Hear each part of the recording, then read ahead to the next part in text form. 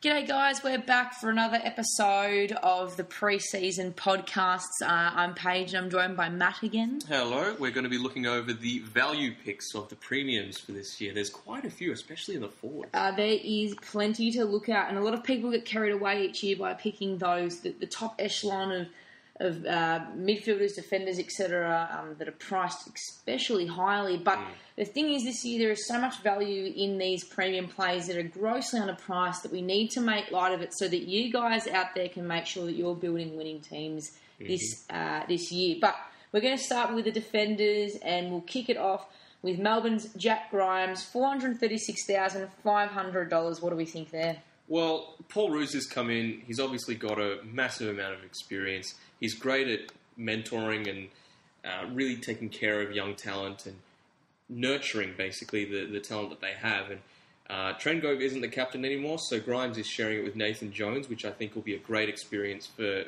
Grimes because Jones is clearly a natural leader. And so I think Grimes' scoring is going to not skyrocket, but it's going to definitely improve from what he's priced at. I think he could get to around high 400s, maybe 500,000. Yeah, look, he only had the 3 tons in SuperCoach last year, but he maintained a pretty healthy average of 83. So for me, that's pretty good. That probably reflects his pricing. Yeah. And I think he's probably going to be a bit of a point of difference for a lot of backlines that are probably loading up on the likes of Bartel, Mitchell, McVeigh, Hanley, etc. So he could average low 90s, in my opinion. It's not beyond him. Yeah. And he knows how to score big when he's allowed to play that freewheeling game out of defence. And you'd like to think that hopefully this year he can use the ball a bit better if Melbourne are going to be a better side. But one to keep in mind. Next one we're looking at is Fremantle's Paul Duffield, $432,600. What do we think there? Never again. He always burns me. And when he plays well, he's quite good. But you can just never tell with Ross Lyon. So unless it's a midfielder that you know is going to play in the exact same position, doing the exact same role every time, like your Fifes and Barlows, then I really would avoid picking Fremantle players. Yeah, look, he did play the 19 games last year, but they were 19 very inconsistent ones. He still averaged in the 80s. But, I mean, from memory, he only had 3 or 4... it was actually 3 games of 100-plus last year. And it's probably something that he needs to improve on. That's one whack for him. And we saw Gary Ablett really take on that role that was freed up. My man. And I thought he was fantastic last year. So, but for me, again, if you can maintain that 80 to 90 average, the only problem is it's ceiling. And ceiling's what we're looking at here, and I don't think he's got much of it. I don't. I think we've seen the best of Duffield already, and it's not fantastic. Next one we're looking at is Gold Coast's David Swallow, $429,400. Give it to me. I didn't think you swung that way. But anyway, Stop talking about Swallow like that. With Swallow, he's not a SuperCoach pick. If you are a fan of any of the other fantasy sort of games, by all means pick him, but his kicking isn't the best. And so for SuperCoach, no go. The problem I have with Swallow, funnily enough, is we did a player comparison on him on the website, which you should really check out in regards to this. But since his debut season, he has not improved in any key areas. Those being his kicking, his disposal rates, his goals, his tackles, his clearances. He has not improved at all. If anything, he's plateaued, and sometimes, in some cases, he's actually he's dipped below. Yeah. So the only thing that's probably going to give you a bit of a unique... He's going to be a unique pick this year, but he will be thrust back into the midfield. Guy McKenna's already said that. Yeah. You'd think that when we said with Koljashny coming in, it allows Swallow to go into the guts, and he's a former number 1 pick. We know he can play, but we just haven't seen the consistency yet. He played 18 games last year, was a little bit injured at times, that's why he played so much across half-back. He's got the DPP between defence and mid. I think if anything, he's someone that you upgrade to if he looks like he's going up. You don't start with him. I think maybe if he's played as a hard inside mid, he could score very well. Yeah. But who knows if he's going to play like that. It's a big change from the role that he had in 2013. If anything, he only scored the 3 games above 100 last year. And when you take that into consideration, he only scored 135 against Melbourne, 100 against the Bulldogs, and then 120 against Sydney, which was quite impressive. But apart from that, there really isn't much to get excited about for David Swallow. No, unfortunately not. He's a no for me for now. Now, going on to Grant Birchall, everyone loved him last year before he got injured, and this year, what are we thinking? He's still priced under 500,000. What's his price now? It's $496,600. So a bit of value there. And what was weird with Birchall is normally he wrecks the bad teams, but he did the exact opposite in 2013. He did. So I'm not sure if that's going to continue or what's going to happen or how things are going to be disrupted with Suckling coming back in, because you've got, very good players down there. I mean, Mitchell was put into the back line because of Birchall and Suckling and how that sort of fell apart. Yeah. So, will Mitchell play more midfield this year now that Suckling and Birchall are both back there? Yeah. Who knows? It is an interesting prospect. He had 14 games last year. He still maintained a pretty healthy average of 92 points. But, I mean, you only have to look at the start of the season. He just went bonkers in the first month. Scores of 122 against Geelong, 126 against West Coast, 110 against Collingwood, 152 against Fremantle. He did plateau a little bit out there, but he came home pretty strong, and obviously he came back in time, for heading into the final series and played in the grand final. So I think there's a lot of value there, and he's historically someone that coaches have really, really backed in well. But he's floating under the radar again this year because Bartel, McVeigh, Mitchell are all new MPPs to play across the halfback line. Yeah, you'd probably have to I don't think Bartel's a lock this year as much as he has been in previous years. The ceiling thing at the moment's gone, I think. And you'd have to look at... I mean, you can't play Mitchell and Birchall and Suckling in the same side because you'll get wrecked during the bye rounds. So you might have to get rid of one of them, and Suckling is not one that you will get rid of. So Mitchell or Birchall, who knows? I'm definitely picking two of those three. Of course, you'd have to. But, yeah, I'm not sure what I'm going to do with Birchall right now. Now, if we go to the midfield, we're going to start with Dayne Beams. Oh, you love him. He's on my jumper. We talked about Clay Beams last episode and how he was such a great pick. Exactly the same for Dayne. He's massively underpriced. You cannot deny him in your Supercoach side this year. I don't care how much you hate Collingwood. $497, $200. It is ridiculous for a bloke who was upwards of $640,000 at the start of last year. So crazy. When you talk about value picks this year, look no further. He's probably number one. He is. You'd have to. He's got a bigger ceiling than pretty much any other value pick that we're going to be mentioning in this podcast. But when you take into consideration that, he was out for quite a while last year. He had that quad injury he suffered on the eve of the first round, and it took him pretty much the better part of the entire season to get him back. Now, he did return later in the year, played a total of 7 games if you actually include that elimination final. He came back with back-to-back scores of 134, 134, another back-to-back score of 96 and 96, 109 against the Hawks, a dismal effort against North Melbourne, but he scored 141 in the elimination final. Yeah. Madness. Yeah. You have to pick him, and there's no point. He's going to get you some really easy cash, but he's a keeper. Yeah. You don't bring him in to make your money to sell him. He's going to maintain that high scoring ability. The thing you look at, especially in the midfield, is when you're selecting your premiums at the start of the year, you have to think, is this guy going to be one of the top 8 scorers by the end of the season? And that's a yes for Dayne Beams. If you can look at a player that you select and you think this guy will be maybe number 12, but he's good value, you have to reconsider, in my opinion. He kicks goals as well. He knows, he does everything. He knows how to do everything, and look, that brings us on to another guy who can pretty much do everything as well. Carlton's Marc Murphy, similarly priced, $498,300. You cannot overlook him as well. I think maybe he just needed a bit of time to get used to the captaincy and to get used to the Malthouse game plan. He wasn't right when he came back from that big hit as well. That clash between he and Patrick Dangerfield last year. He really struggled with that.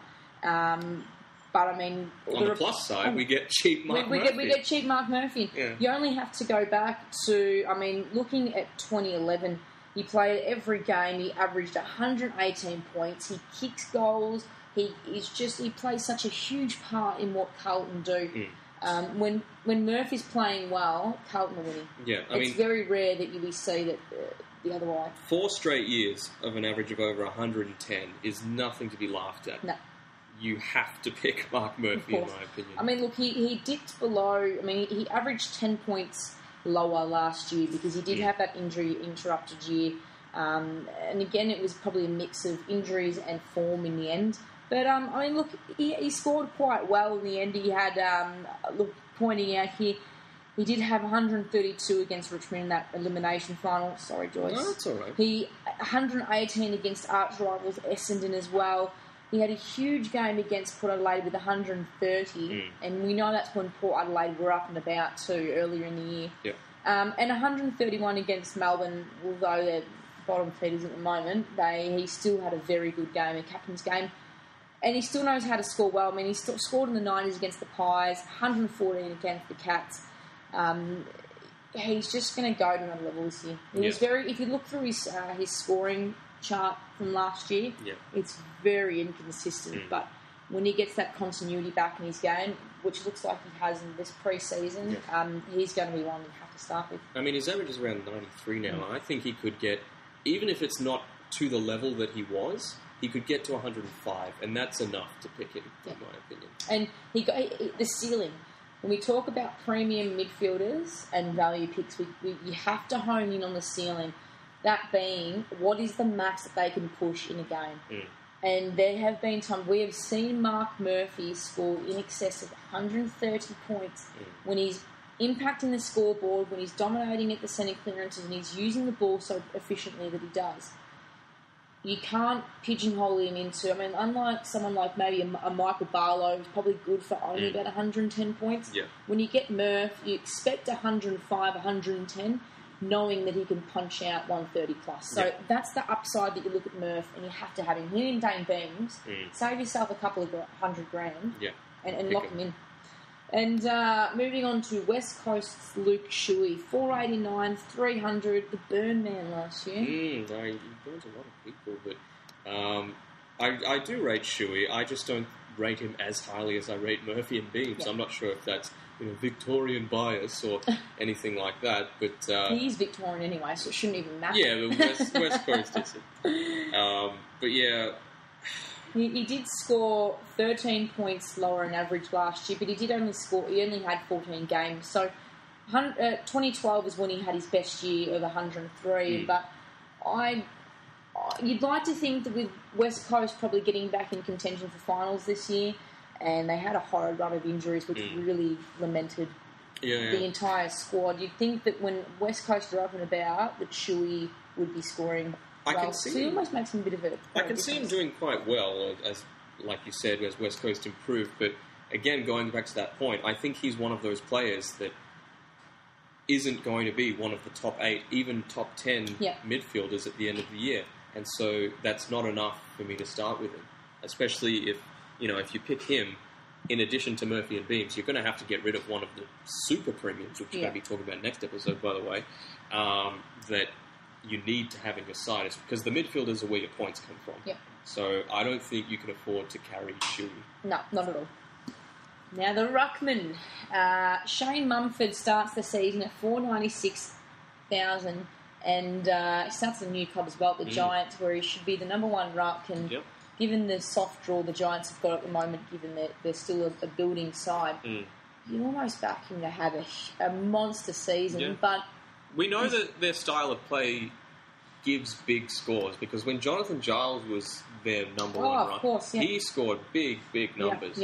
And so, if they've got the same coaching style for Mumford, you could maybe expect the same thing for him. Mumford's a known scorer, and the thing that he does well is his ground level. He loves to tackle. He loves to throw his weight around. He's not afraid to push forward either, but you only have to look at when he was back in Geelong in 2011. He was scoring back at Sydney, when he started Sydney. 112 points he was averaging there. even in his second season at the Swans, he averaged 90. But, 91 last year, it wasn't too bad considering he did play 19 games. But he's a bit injured as well. He had those back issues as well. So that's something that you take into consideration. But, you do know, you only have to look at his game against Hawthorn last year in round 23, and he punched out 159 points. Mm-hmm. He can score big. It's not it's not often that he scores that big, but you can back him in for at least 115 each week. Moving on to Charlie Dixon. I like him. I like him as well. He did very well for people, especially at the start of 2013.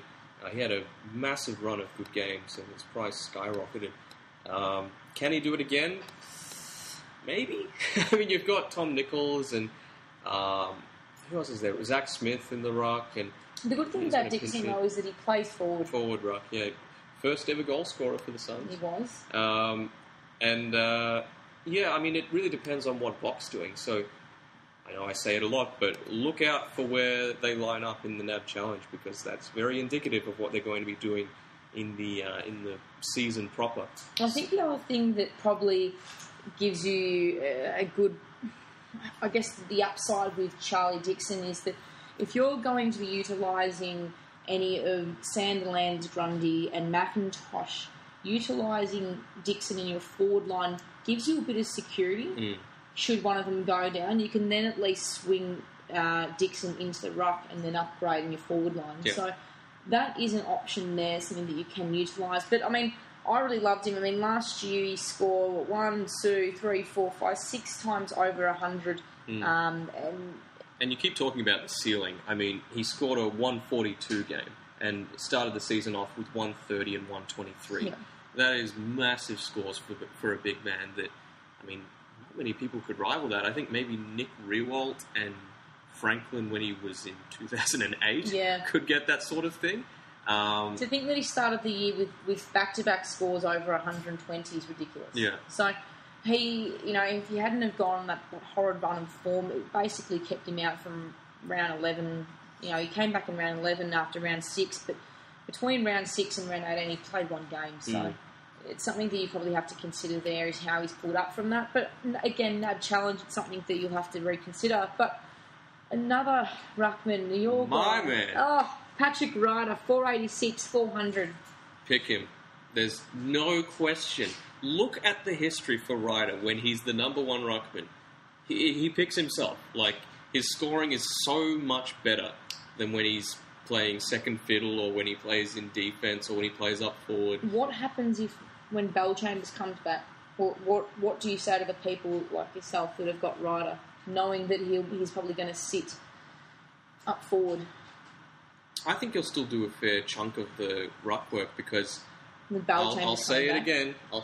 Interchange cap, so they'll be wanting to rest Bellchambers a lot more and rest him up forward, and then Ryder will go into the ruck, and then he'll score his 15 points for the few minutes he's there, and then he'll go back, and then he'll do it again later. You make a good point, young Matthew. I know. Now, again, another ruckman. Oh, he's burnt so many people over. But you still select him. No, I don't know why. Sam Jacobs, 460,200. Don't do it. Don't do it. He's blacklisted. You didn't listen. Well, yeah, you didn't. Listen this time. The season hasn't started. You can listen, and there'll be no repercussions. But I don't know. He's still their number one ruckman. They've got Josh Jenkins, who was serviceable. I think he did quite well. No, he wasn't rubbish. He did quite well. He was more the fill gap up forward than he was in the ruck. And it'll be interesting to see how Taylor Walker coming back affects things, but I don't think it'll affect Jacobs that much. It's been a bit of a fall from grace because in 2012 he was averaging 105, and then before that in 2011, 92.7. So he dropped off 15 points last year, averaging 85. The inconsistencies and his inability to score was just... that shouldn't be happening for Ruckman. No. At all. The it's fact that one of the most consistent positions on the ground. Exactly. And whether he was carrying an injury of sorts, confidence, I'm not quite sure, but it was a horrible year and one that he's a player I won't ever consider again unless he's 200 and something thousand and I have no other option. Yeah. Now, there are a lot of forwards. A lot of forwards that are in this category. Start us off, Paige. There's 7, actually. Lance Franklin, 487, 700. Buddy's a SuperCoach favourite of many, but this year at the Swans, at the SCG, they're going to play a lot more games at the SCG now that has been revamped and finished. Smaller ground. Works for him. He's so cheap. He is. He's cheap and you almost lock him in because of his price. Yeah. But one thing I'm really considering with Buddy is the fact that with Mumford gone to GWS, it means that Tippett's probably going to be utilised a bit more as a ruckman. Again, we come back to the interchange cap and how versatility is king this year. If Tippett is alternating between forward and ruck, and young Sam Reid, who's also been earmarked to play a lot more time in defence, considering the ageing defenders, if he's a part-time forward and a part-time defender, that leaves Buddy a full-time forward. And when he's the full-time forward, when he's the number one target, you just about back him every time to mark and kick goals. And that's what I like. Simple as that. This doesn't even need to be... We don't need to pull this apart at all. You just need to look at the fact that already there's the reports of Buddy up in Sydney. Just they are just couldn't sing his praises high enough. So when you've got hard workers like Kieran Jack and Adam Goods and Ted Richards saying he's performing, amazingly, you got to trust that. I know people always pump up their own players in the preseason, but he's cheap. Yeah, he's cheap. Kevin Sheedy said he's looking pretty good, so I'll buy that. Another one to consider is Colin Sylvia, 464, 400. He's been a player that we've been reluctant to consider in the past. Still has that mid-forward status. Now that he's at Fremantle, he is behind a shite load of players.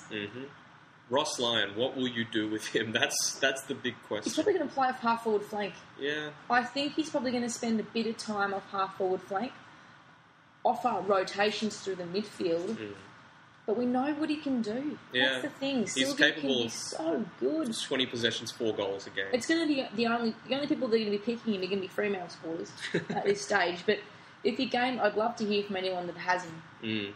And why they've got him in at this stage. Because, send us a tweet. Yeah, tweet us. That'd be fantastic. Moving on to Kurt Tippett, so Buddy's right-hand man, 484, 400. We did mention that he'll be spending a bit more time rucking this year, which really, really, really makes him quite a tempting player. Yeah, I don't know. There's something about him I don't like. Probably because the first season I ever played SuperCoach, I picked him and then he did garbage for me. Look, I don't think he'll be highly backed. I think, if anything, he might be an upgrade target, pending his form. Is that the most expensive forward line ever? Like, not in terms of SuperCoach, just in terms of money. Oh, yeah, money-wise, between Buddy... they've got Sam Reid on a 5-year deal as well. They paid a lot of money for him, so... Don't know, this living home allowance, whatever it is, you've done well, Sydney. Not good enough. Cyril Rioli. A lot of people still pick him, and he actually did have a really good start to 2013, and I thought he's finally living up to the hype, and then he got injured, and then he went back to normal, erratic Cyril, which was unfortunate, because I was very happy that he lived up to the hype, because it gets excessive at times, and it was good to see him finally deliver on everything that people were saying he did. Yeah, that's true. 2 players who are priced basically $2,000 difference. Luke Parker and Tom Mitchell, both from the Swans. They've both got forward midfield eligibility this year. What do we make of those two? They're going to be huge points of difference in many forward lines. Parker... I was originally looking at Parker, but then Mitchell came along. I know. But second-year blues is a thing. Like, it's... You can't question it. It is a legitimate thing, and I think Tom Mitchell will suffer that. But I don't know. Like, he's so capable of scoring. Like, he had some insane scores for a first-year player, Tom Mitchell. And so... He has been in the system, though, for a couple of years. He made his debut last year, but it was a long time coming. So he has had... this might be his third or fourth pre-season, so there you go. I mean, look... when you look at the stats and stuff like that regarding Mitchell, we saw last year he was a bona fide SuperCoach player, scoring hundreds each week and the like. Played 12 games last year for an average of 86, but you only really have to look at his... I mean, for example, when we talk about key areas of SuperCoach and luxury points, you want to look at tackles. And something that Mitchell did really well, I mean, he had 6 tackles in his debut game against Essendon, 10 against Adelaide the week later. Port Adelaide, he had 7, and then he went on a rampage of having back-to-back games of 6 tackles against Carlton, Melbourne, GWS. He loves it. He's just a tackle machine, but his disposals are up in that early 20 range. And, look, he only kicked, 3 goals, 6, 8, 9, 10, 11. 11 goals last year he kicked. So it's kind of weird that he's a forward mid. Why wouldn't they just keep him a mid? I don't know. But, look, we can't knock him too much. The only problem is at the moment with Mitchell is that he's inconsistent. He started really well, but then he had games of 48, 60, 65, 60 and 76. So it's not something... And then, obviously, his last in the semi-final... It was a 0. Whatever. But, I mean, look, when you compare him to Luke Parker... And Parker, I think, is much more consistent. But then, again, you have to think about the ceiling and what they're capable of. Because Luke Parker... Well, he kicked 22 goals last year as well. And he's... I was really shocked that he slid that far in the draft. He was slid all the way to pick 30-something. Yeah. And he certainly is capable of big scores, but they're not the monster scores that someone like Tom Mitchell is able to. The only thing that sort of makes me a bit iffy about Luke Parker, and again, you need to pay attention to stats when you're picking guys, speculative picks like these guys. When you look at his kick-to-handball ratio, they are basically spot on. He still averages 10 kicks and 10 handballs. If he can basically bring those kicks up to 12, 13, lower his handball rate by a couple as well. Big difference. It's a massive difference in SuperCoach terms. He averaged 86.9 points last year. He kicked 22 goals, so almost a goal a game. But the thing is, as well, he averages 3 marks and 5 tackles. If you're really looking at the difference between Parker and Mitchell, Parker, for example, he's doing more things more often, in my opinion. With Parker, the one thing that worries me, now that they've got Franklin, will they use him as much as an avenue to goal? So maybe someone like Mitchell, whose scoring depends more on his tackling and his efficiency and his 1%ers, will be a better scorer than Parker. Just something to consider. I actually just thought of that. Well, there you go. Look, he did have, including the semi-final against Carlton, he did have 8 scores of over 100 last year. So that is impressive for a player that's probably coming into that breakout zone. Honestly, I would probably say, at the moment, my educated stab in the dark, so to speak, would be picking Parker over Mitchell. I am reluctant to pick either just because I can't choose and I don't want to get it wrong. Sitting on the fence, how diplomatic of you. Yeah. And moving on to our second last player, Dayne Zorko, 447, 200. I like him. Is he going to get back to the heights of his debut season? Well, there's no more Voss, so he won't be played in that stupid forward pocket role that he has. And when he switched back from that, he went back to scoring, not amazing, but he went back to good scoring, which is all I ever asked from you, Dayne. I think we'll see this year in particular that he'll be utilised more in the midfield. Yeah, because you've got all these young players coming in, and you can't throw young players into the guts and expect them to last. I mean, they're going to get crushed. People like... I mean, Lewis Taylor can play in the midfield, but you don't want to keep him there. Another thing we can almost put down to as well, second-year Blues last year, 82.9 points in 2013 as opposed to 100 in 2012. Yeah. Probably a more active role for him this season under Lepage and... I could see him getting up to 95. Yep, and he's still got that forward mid role as well that he's still got. And the very last player we're covering today is Matthew Pavlich. You know, he's got beautiful skin. Have you seen his tan? I haven't seen his tan. It's glowing. Okay. I don't look at him that closely. I'm sorry, but he has a great tan. I'm quite jealous. Anyway, Pavlicious, the Pavlova. Can he get back to his? Can he get back to his scoring that he used to have? Because he's been quite inconsistent the past 2 years, I think. Look. I'm gonna. This zone. There is no bad words about Pav. Oh, I love Pav. Super Pav. He's a god. Get Wharfy time. Look, he did have his injuries last year, but he's still a focal part of that forward line. In fact, the entire forward line at Fremantle revolves around Pavlich. He's the number one target. They still go to him more than any other player. There's no other key forward that is rivaling him at the moment. They don't really have key forwards. Like Chris Mayne is their next key forward. Yeah, exactly. But the sad thing is that in 2013 he only played 9 games, but still averaged 81 points, which is still really reasonable. That's 30 less though than 2012. Well, he did play 21 games in 2012. True.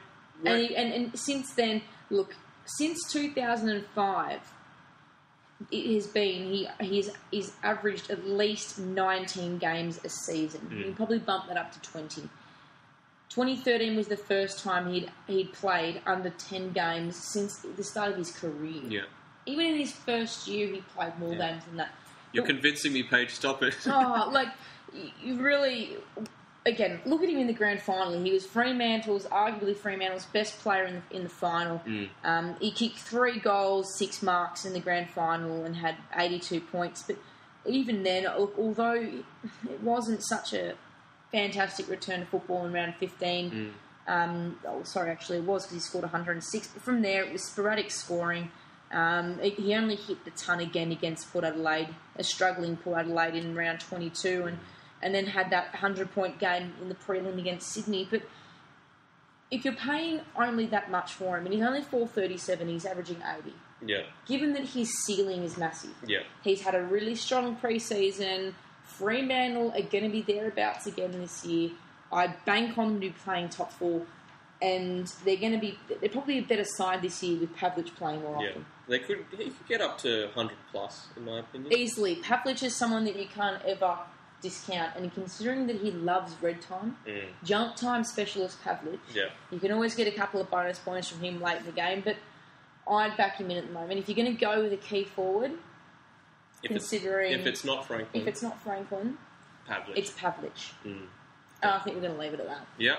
So that's been another episode of the Preseason Podcast for SuperCoach, the value pick one, and next time we're going to talk about the super premiums, the ones that you absolutely must have in your team if you're going to stand any chance of beating me or Paige. Exactly, and at least trying to win the cash in the car. Or beat Dayne, but that's not too hard. We don't worry about Dayne. Yeah, don't worry about him. Yeah, fucking. Anyway. Thanks again for listening, and we'll see you next time. Catch ya.